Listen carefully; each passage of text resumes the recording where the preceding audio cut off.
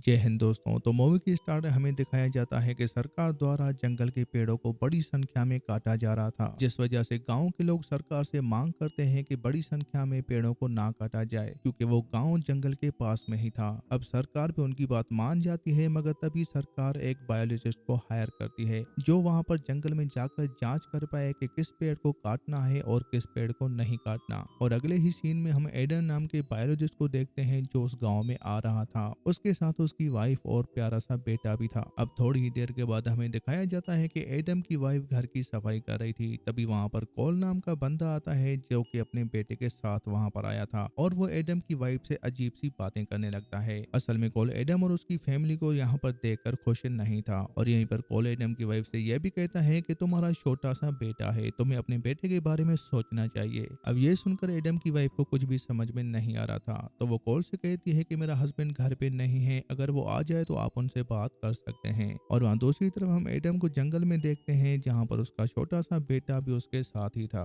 Adam वहाँ पर पेड़ों से सैंपल लेता है और जंगल में आगे चलते चलते वो अपने सामने एक घर को देखता है जो कि पूरा का पूरा खंडर बन चुका था। वो बहुत ही पुराना घर था जिसकी दीवारें तक टूट गई थी। तभी एडम घर के अंदर जाके देखता है तो दीवार से एक हिरन की लाश चिपकी हुई थी। एडम उस मरे हुए हिरन की लाश को दीवार से हटाता है। तभी वो देखता है कि उस हिरन के शरीर से ब्लैक लिक्विड निकल रहा था, और एडम इस ब्लैक लिक्विड को भी सैंपल के तौर पे अपने पास रख लेता है। जिसके बाद एडम जैसे ही वापस अपने घर पर आता है तभी उसकी वाइफ उसे कॉल के बारे में बताती है, मगर एडम उस पर ज्यादा ध्यान नहीं देता और अपनी लैब में जाकर ब्लैक लिक्विड की जांच करने लगता है। तभी एडम को पता चलता है कि उस लिक्विड में जो सेल थे वो दूसरे सेल को मार रहे थे। और यहाँ पर एडम की वाइफ आ जाती है जो कि एडम से आकर कहती है कि हमारे बेटे के बिस्तर पर छत से नीचे कोई ब्लैक लिक्विड गिर रहा है, जो कि मुझे समझ में नहीं आ रहा। वैसे भी ये घर काफी पुराना है, तो हो सकता है छत खराब हो चुकी हो। जिसके बाद एडम ऊपर जाकर अपने बेटे के रूम में देखता है तो वहां पर ऐसा कुछ भी नहीं होता,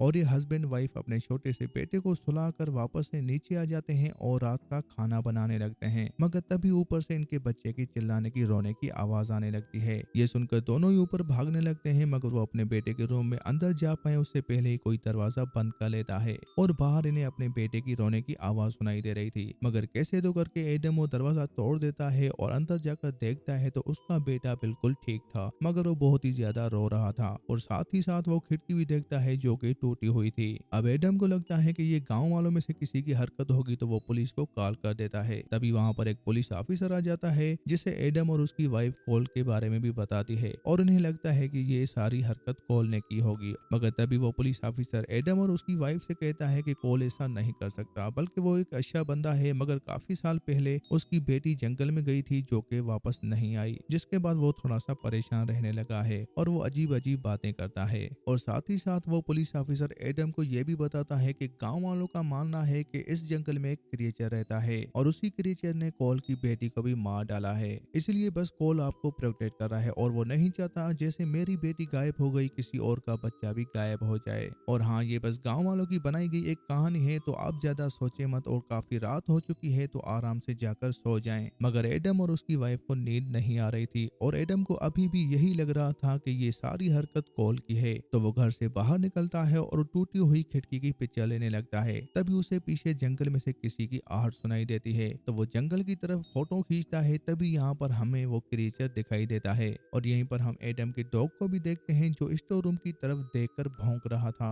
तो एडम भी जाकर स्टोर रूम को चेक करने लगता है, मगर वहां पर कुछ भी नहीं होता। और अगले ही दिन हम देखते हैं कि एडम एक शॉप पर आता है जहां पर वो टूटी हुई खिड़की को ठीक करने के लिए कांच खरीदता है। मगर वहीं शॉप का ओनर एडम से कहता है कि खिड़की बदलने से कुछ नहीं होगा, तुम्हें वहां पर लोहे की ग्रिल लगानी होगी। और यहाँ पर हमें पता चलता है कि एडम के उस घर में रहने से पहले ही वहां पर लोहे की ग्रिल लगी हुई थी, जो कि एडम की वाइफ ने वहां से हटा दी थी। खैर, अब एडम उस शॉप के ओनर की बात को इग्नोर कर देता है और अपने घर की तरफ आने लगता है। एडम का घर जंगल के बीचों बीच था। अब एडम रास्ते से आ ही रहा था, तभी जंगल के बीचों बीच उसकी गाड़ी अचानक से बंद हो जाती है, और एडम गाड़ी से नीचे उतरकर चेक करने लगता है। तो एडम की गाड़ी के इंजन में वही ब्लैक लिक्विड था, जिसे देखकर एडम को काफी अजीब लगता है। मगर जैसे वो गाड़ी के पीछे जाकर डिग्गी खोलता है वहां से टूल लेने के लिए, तभी पीछे से कोई उसे धक्का देकर उसी डिग्गी में बंद कर देता है। और इसी गाड़ी में एडम का बच्चा भी था जो कि जोर जोर से रोने लगता है। और इधर घर के अंदर हम एडम की वाइफ को देखते हैं जो कि अपने बेटे के कपड़े उठा रही थी। तभी उन कपड़ों में वही ब्लैक लिक्विड था जो कि किसी कंकाल की तरह लग रहा था। तो उसे लगता है कि हो सकता है उसका डॉग किसी चीज को यहाँ पर उठाकर ले आया हो।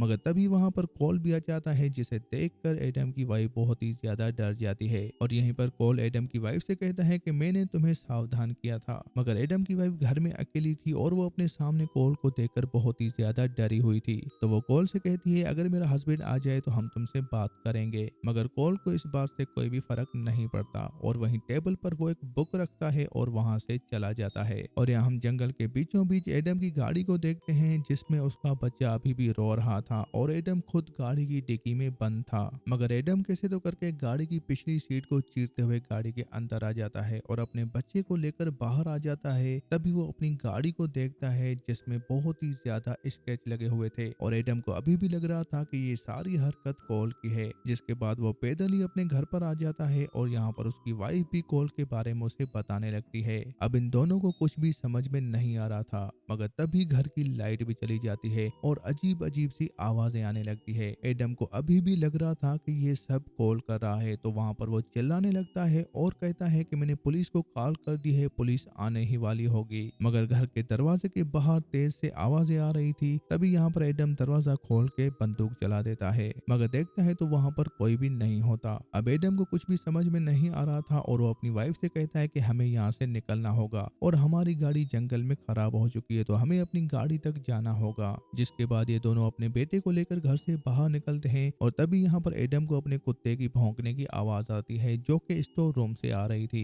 और एडम जाकर स्टोर रूम में देखता है तो वहाँ पर उसके डॉग के अलावा कोई भी नहीं था मगर उसके डॉग की एक आंख पूरी की पूरी लाल हो चुकी थी। अब एडम को लगता है कि कॉल ने इसे जरूर पीटा होगा। जिसके बाद वो अपने डॉग को लेकर जंगल में आगे जाने लगता है ताकि वो अपनी गाड़ी तक जा पाए। मगर थोड़ा सा ही आगे चलने के बाद एडम का डॉग जंगल की एक तरफ देखकर भौंकने लगता है और देखते ही देखते उस तरफ भागे चला जाता है। एडम का डॉग बहुत जोर जोर से भौंक रहा था और अचानक से उसकी आवाज बंद हो जाती है। अब यहाँ पर एडम को भी आइडिया हो जाता है कि उसके डॉग के साथ जरूर कुछ गलत हुआ है। जिसके बाद वो अपनी वाइफ और अपने बेटे को लेकर जल्दी से अपनी गाड़ी की तरफ जाता है। एडम की वाइफ बेटे को लेकर गाड़ी के अंदर बैठ जाती है और एडम फिर से गाड़ी को चेक करने लगता है। मगर जैसे वो गाड़ी की इंजन को देखता है तो वहाँ पर वो लिक्विड और भी ज्यादा फैल गया था। पर तभी यहाँ पर हमें एडम की वाइफ को देखते हैं जो कि गाड़ी में बैठी हुई थी और वो मिरर से पीछे की तरफ देखती है तो वहाँ पर उसे कुछ क्रिएचर नजर आते हैं यानी कुछ काले साए नजर आते हैं जिसे देखकर वो बहुत ज्यादा डर जाती है और गाड़ी को स्टार्ट करने की कोशिश करती है। और जैसे ही गाड़ी स्टार्ट हो जाती है तो गाड़ी की हेडलाइट भी ऑन हो जाती है और गाड़ी की अगले तरफ भी बहुत ही सादा क्रिएचर थे जो कि इन लोगों को मारने आए थे। अब एडम ये देखकर बहुत ही ज्यादा डर जाता है और जल्दी से गाड़ी में बैठ जाता है और वहां से तेजी से जाने लगते हैं। मगर गाड़ी की स्पीड बहुत ही ज्यादा थी और तभी उनके सामने एक छोटी सी बच्ची आ जाती है जो कि असल में एक क्रिएचर थी।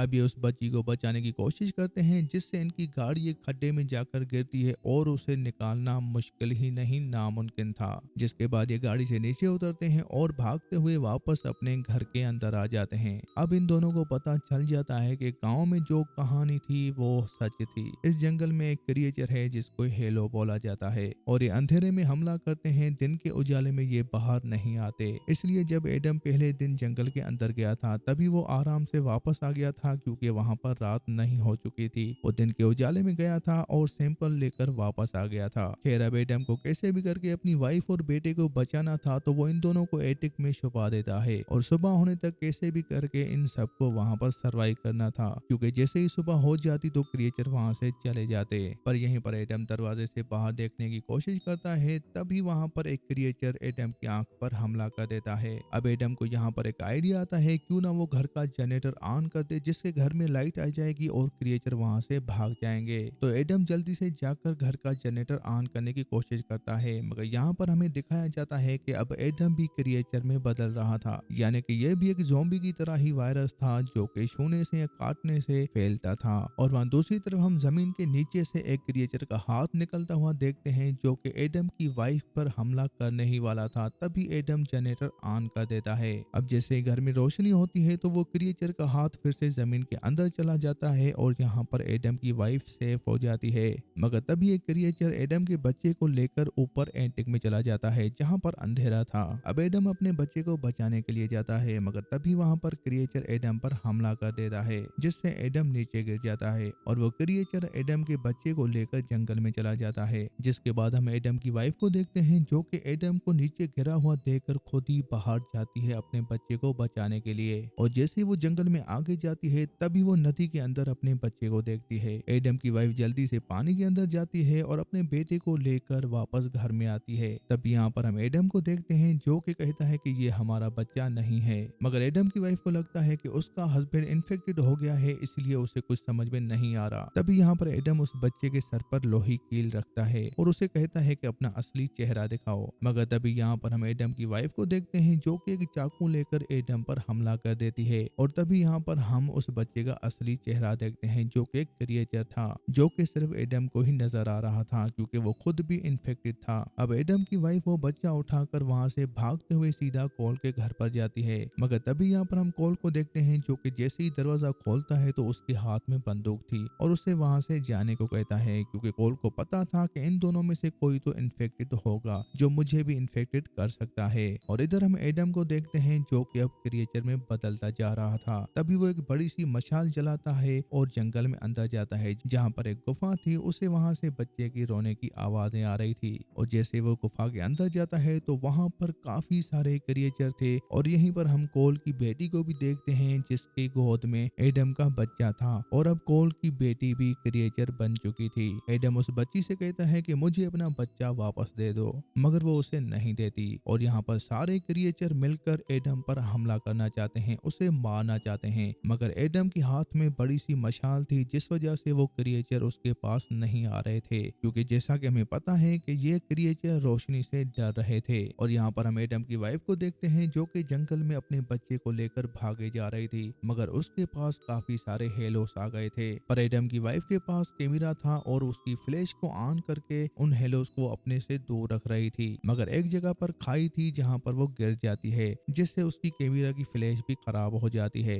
अब ये क्रिएचर इसके पास आने वाले थे मगर तभी वहाँ पर एडन आ जाता है जो कि अपनी वाइफ को कन्विंस करता है कि ये जो बच्चा है ये क्रिएचर की एक चाल है और मेरे पास हमारा असली बच्चा है, तुम इसे लेकर यहाँ से भाग जाओ। मगर एडम की वाइफ को उसके हस्बैंड पर अब बिल्कुल भी भरोसा नहीं था। और तभी यहाँ पर हम एक बड़े से क्रिएचर को देखते हैं जो कि ऑलमोस्ट एडम की वाइफ को मार नहीं वाला था, मगर एडम उसे मार कर अपनी वाइफ को सेव कर लेता है, अपनी वाइफ को बचा लेता है। जिसके बाद एडम की वाइफ को भी एडम पर विश्वास होने लगा था। मगर तभी वहां पर एक बहुत ही बड़ा क्रिएचर आ जाता है जो कि एडम पर हमला करके उसे वहीं पर मार डालता है। अब यहाँ पर एडम की वाइफ भी सब कुछ समझ जाती है और वो एडम के पास पड़े हुए बच्चे को उठा लेती है जो कि उसका असली बच्चा था और उस जंगल से भागने लगती है। तभी काफी सारे हेलोस, काफी सारे क्रिएचर एडम की वाइफ के पास आकर उस पर हमला करना चाहते थे, मगर यहाँ पर सूरज निकल आता है और सारे हेलोस अपनी गुफा में भाग जाते हैं। जिसके अगले सीन में हम एडम की वाइफ को उसी के घर में देखते हैं और इसका बच्चा भी इसके साथ ही था। पर एडम की वाइफ अपने हस्बैंड को याद करके काफी ज्यादा रो रही थी, मगर उसे कैसे भी करके रात होने से पहले यहाँ से निकलना था